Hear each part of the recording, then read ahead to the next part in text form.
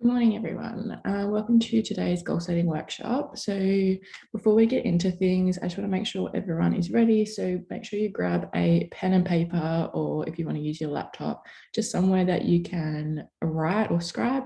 We're going to do a little bit of writing of obviously our goals, things like our values, things like our habits, and then we'll go from there. So let's get into it.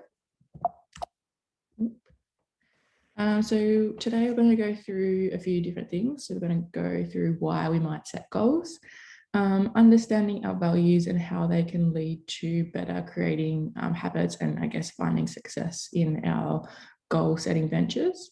The key takeaways is to understand those values and how our health and fitness goals align with them and how to maybe better align them at times when it's needed. And also have a plan in place for new habits that we'll need to implement to be successful in those goals. So why should we set goals? Obviously, this recording is for our 56-day winter momentum challenge. But we can really just reflect on any time we have set goals or any times in the future that we want to set goals and kind of use the same framework. So the basis behind why we want to set goals, essentially setting goals facilitates behavior change by guiding our attention and efforts. So when we know where we want to be or what we want to achieve, we can better set habits in place, understand our values and our lifestyle and all these sorts of things in our priorities in order to guide these efforts to achieve that goal. Also setting that goal can help increase the persistence towards obtaining that specific target. So goals are generally described as an object or an aim of an action, and conscious goals influence subsequent action. So before we get into goal setting, we're going to go through values. And this is kind of the framework I use for understanding my own values, and everyone will do it slightly differently, but I feel like this is kind of a pretty good way to do things. So what are our values? So values are the things that you believe are important in the way you live and work. When the things that you do and the way that you behave match your values, life is usually good. You're satisfied, you're content, you're usually hitting goals, you're finding successes, you're having good relationships, you're spending your time well, all of these things. When they don't align with personal values, we often feel unhappy, unsatisfied, and like we're constantly failing. So it's really important to understand our values when setting goals, because these two things need to align. And we also need to understand our actions and habits. And a lot of our actions and habits kind of reflect our values and our lifestyle. So those that live out our values and align our goals are those that are kind of finding success. And sometimes we may need to adjust things when maybe we are finding things challenging or there's lots of things coming up and standing in our way. So our first exercise we're going to do together is writing down our top 3 to 4 values. So examples of my own, I've done a lot of exercises in, I guess, the last 12 months in trying to find my own values and understand them. And really what comes up for me over and over and over are these 4 things. So my first one is business. I guess within that is just work life. And for most people, this is going to be a big one because it's where we spend a lot of our time. So business for me is really, really important and I really value it. And within business, there's things like having independence with what I'm doing for my work, loving what I do, having passion for it, helping others. So work that is doing good for the world, hopefully. And then the next one is health and training, and that really kind of aligns with business as well. So obviously I'm a coach and I teach at a university within a sports science degree, so I do train myself and I train others, and so health and training is a really big value for me as well, and it's good that those kind of values do align. So for me, like health and training is obviously strength, feeling physically and mentally strong. It's a little bit of vanity as well. Like I kind of want to look good, but it's definitely more than that. If it was just the vanity, I definitely don't think health and training would be a value. there's a lot of things that kind of underpin that health and training that are a lot deeper than just kind of putting on muscle and looking good. My next value is learning and education. So I really value growth and change, and I guess that kind of really lines up with goals. Like I always want to be moving forward. What's the next step? How can I get better from here? And that's a big thing for me. And then my last value is independence. And this is kind of a bit of an umbrella one. I'm quite independent, but I love that autonomy within work. Even I do have a coach for my training, but it's quite a good relationship where we can go back and forth and make decisions together. I like independence in my relationships, financially, physically, all of these sorts of things. So for me, these are my 4 values in life. And so now you're going to kind of write down your own top 3 to 4 values. If you're not quite sure, maybe things aren't coming to mind, there's a few questions you can ask yourself. So what do you spend most of your time doing? What do you prioritize in your day-to-day life? What do you spend your most money on? This is usually we spend money on things we value outside of obviously rent and food and the necessities, but like hobbies, time spent away from work. Where are you spending your money? And then what are you constantly talking about? Like what kind of conversations are you having with friends and family and co-workers? All these things could kind of help you find your values. So take 5 minutes, just pause me here and just write down your top 3 to 4 values.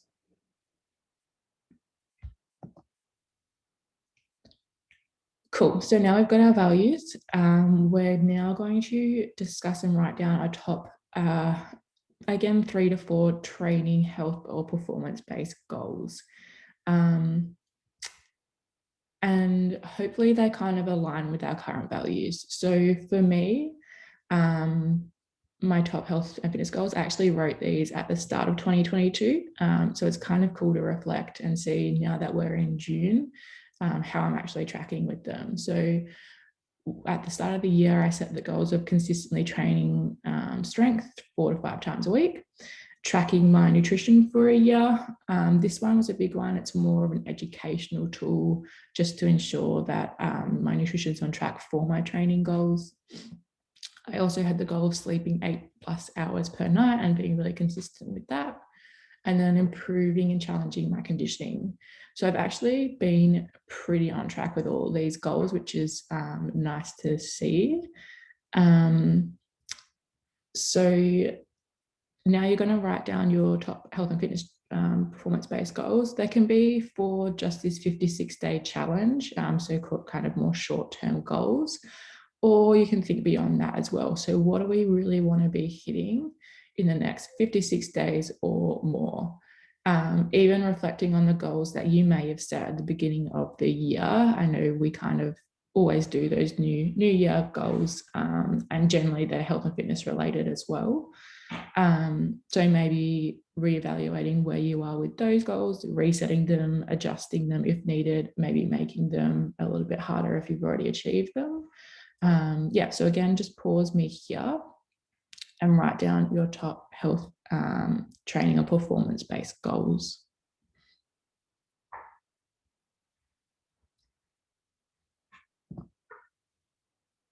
Cool.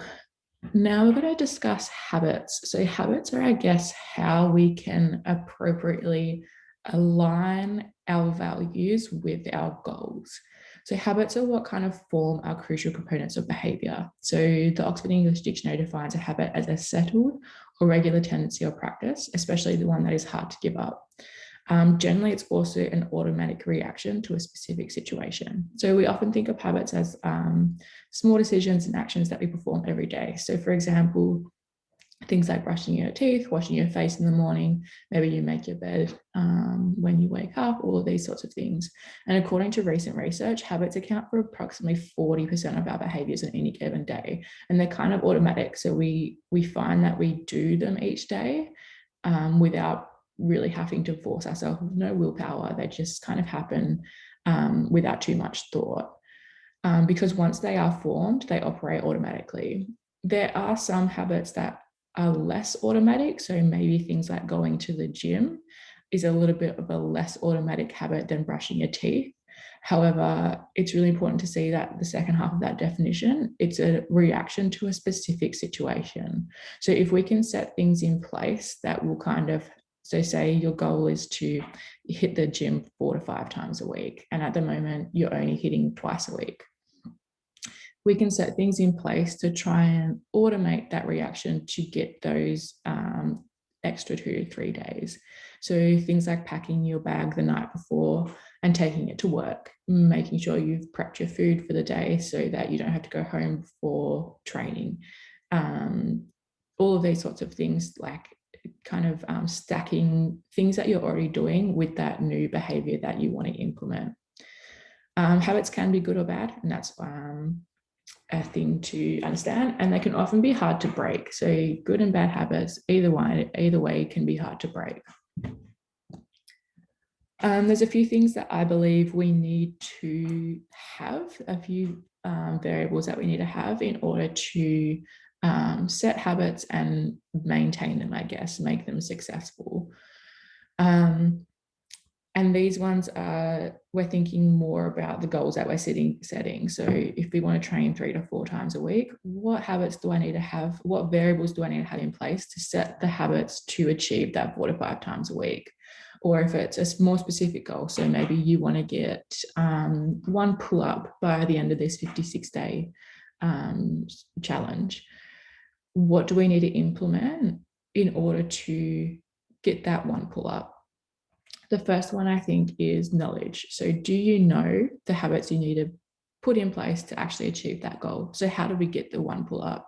Obviously, if you're training with us here at Momentum, we will adjust your programming. We'll make sure you're hitting the right frequency, you're doing the right exercises, you're getting strong in the right places, all of these sorts of things. So knowing how to actually achieve that 1 pull-up. Repetition. So how often will you repeat that habit? For the pull-up, again, that's our programming. So we're going to do pull-ups 3 times a week. Are we going to do it 4 times a week? Are we going to do it once a week? What are we going to do?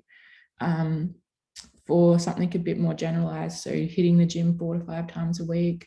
Again, like knowing how we need to, like what scenarios we need to put in place, what behaviors we need to put in place to actually achieve that goal. Repeating it is pretty basic. So over and over and over, set that routine and just do it. The next one is consistency. So how long are we actually going to do it for? Is it actually achievable in that time, 56 days, to achieve that goal? Accountability is a really big one. Do you think you need anyone else to hold you accountable? Do you need someone to? Maybe you don't. That's what we are here for as coaches, to hold you accountable.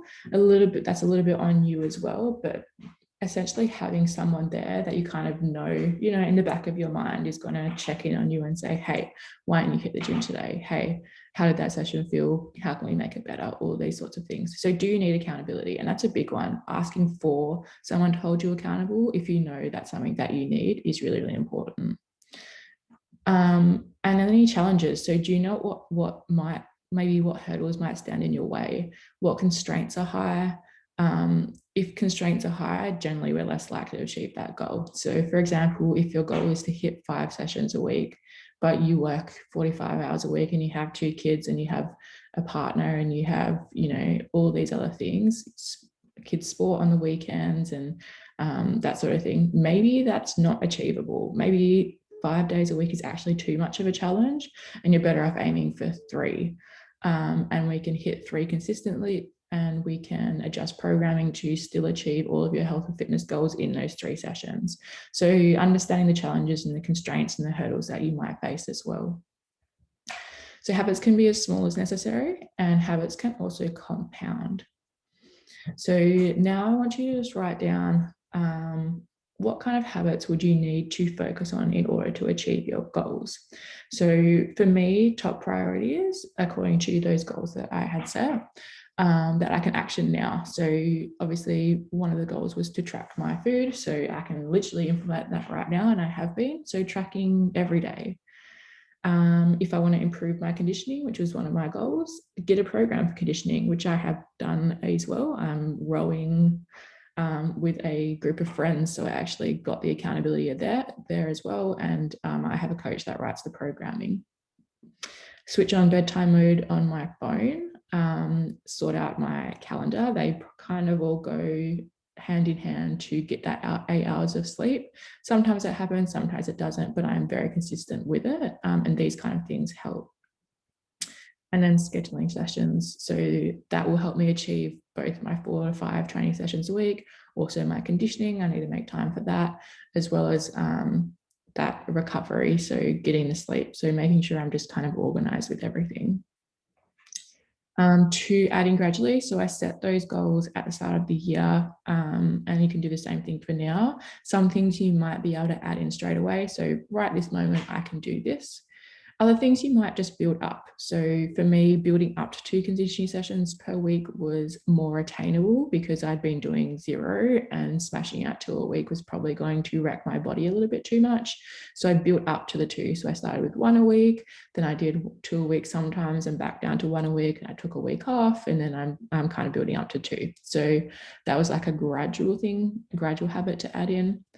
And then other things I was doing is reassessing with all of my coaches. So I have a nutrition coach. I also have a coach who does my strength training program. And I also have a coach, as I mentioned, who does my rowing, so my conditioning program. So I'm consistently or constantly reassessing those habits and the things I need to be doing with my coaches to make sure that I'm both on track and also on track for the future. So I'm not going to wear myself out. I'm progressing in the right kind of direction, and all these sorts of things. So what I want you to do now is, again, pause me, write down a few habits. It's really up to you. Maybe you only have 1, maybe you have 5 that you need to implement right now. Maybe you have 1 that you implement now and 1 that you implement in 2 weeks and 4 weeks or whatever it might be. Write down a few different habits.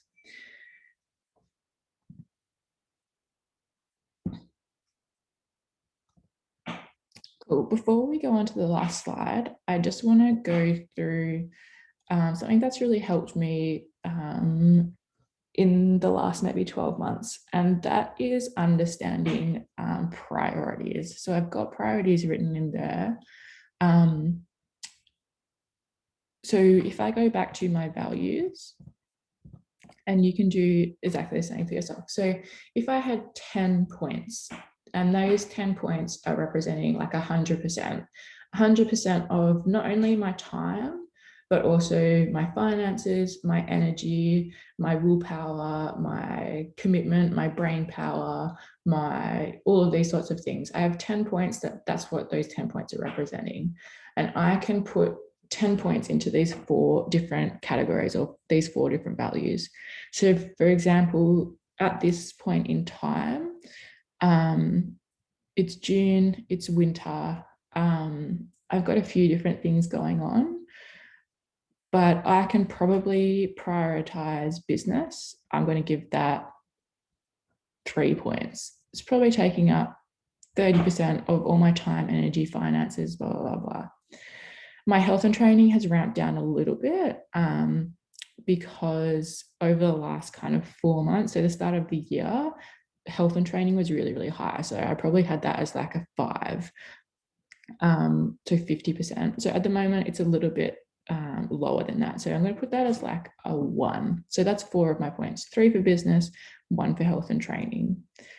Education at the moment is a little bit higher as well. I'm starting a few different projects. I'm launching a few different events, which kind of link into that business, but I'm having to put in a lot of time and effort to educate and learn and set a few things in place. So I'm going to put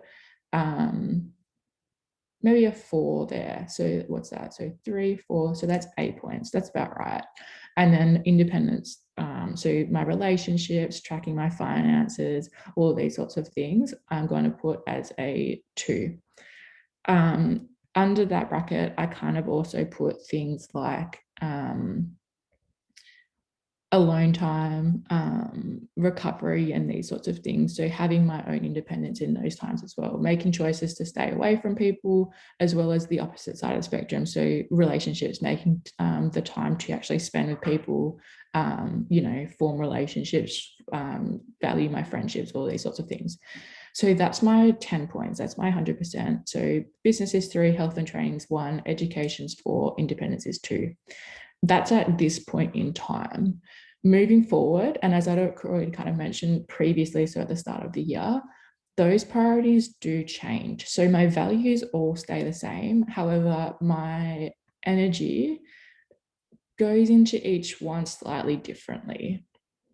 So if we go back in time, as I said, at the start of the year, I'd kind of previously just set up the business, was working really, really hard on it. So at the point in time in January, business was probably more like a 1 or 2. I'd taken a step back, things were kind of shuffling along, it was doing all good.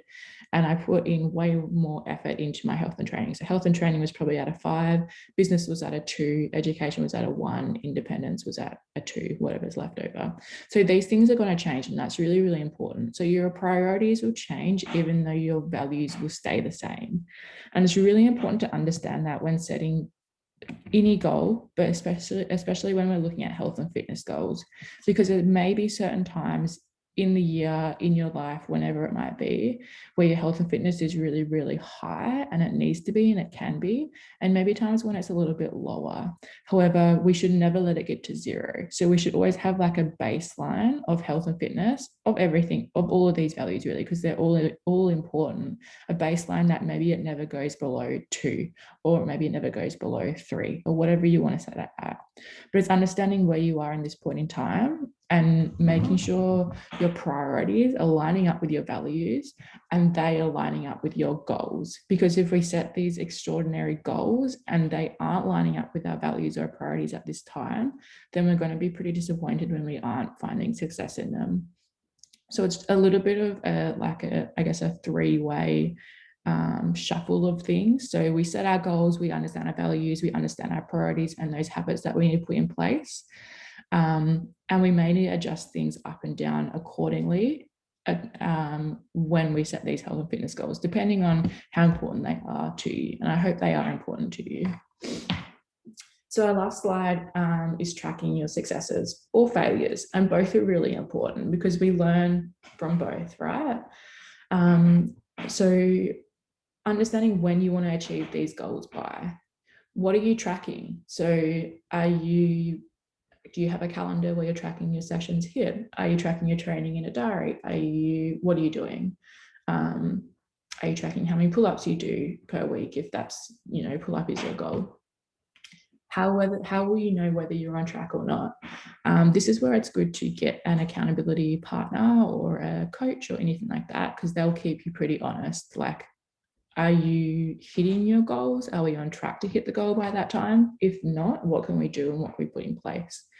And do you understand the expected outcomes? So, for example, if my goal is to train 4 to 5 times a week, what am I going to get out of that? Like, there's no point in setting that goal if I don't understand what the end result will be of that, the expected outcome. So hopefully I'm going to be fitter, stronger, happier, mentally more resilient, physically more resilient. Hopefully I'm going to set habits in place so that I can continue to hit those 4 to 5 training sessions a week. Maybe the goal of the next 56 days is to hit 45 sessions a week, but that's not a long-term goal. After those 56 days, that work's going to ramp up a little bit. So maybe you put it back down to 3. However, you've just achieved that goal and you've put some really cool things and foundations in place. You're a little bit stronger, you're a little bit faster, you're a little bit better at whatever it is in the gym. And that was your expected outcome. So how are you going to track your successes or failures, and kind of answer these few questions as well?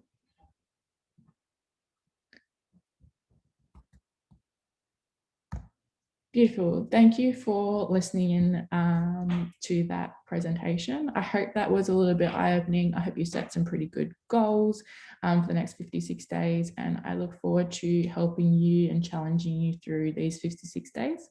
And yeah, let me know if you have any questions.